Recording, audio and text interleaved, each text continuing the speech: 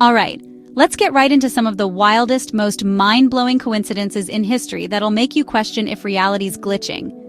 These stories aren't just weird, they're downright impossible to explain. So if you're a history buff like me, buckle up. Let's start with the case of the two men named Edgar Allan Poe. The first is, of course, the famous writer.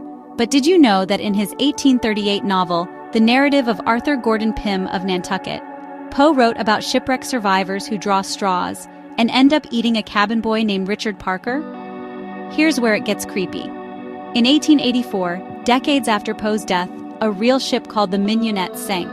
The survivors, they drew straws, and yes, they ended up eating the cabin boy. And his name, Richard Parker.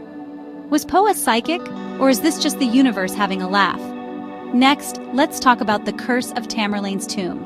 In 1941, Soviet archaeologists opened the tomb of Tamerlane, a legendary conqueror, despite warnings that doing so would unleash disaster.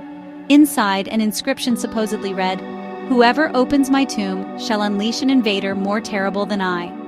2 days later, Nazi Germany launched Operation Barbarossa, the largest invasion in history. Coincidence? Maybe. But I wouldn't want to be the guy opening ancient tombs after hearing that story.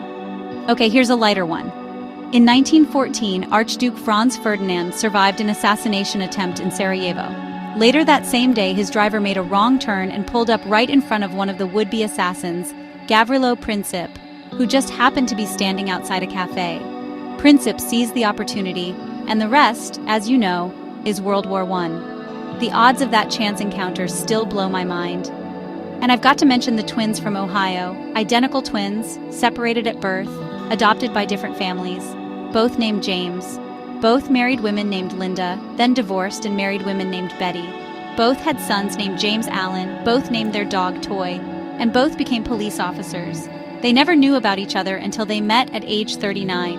That's not just a coincidence, that's cosmic copy-paste. Finally, let's end with a classic, the Lincoln-Kennedy coincidences. Lincoln was elected to Congress in 1846, Kennedy in 1946.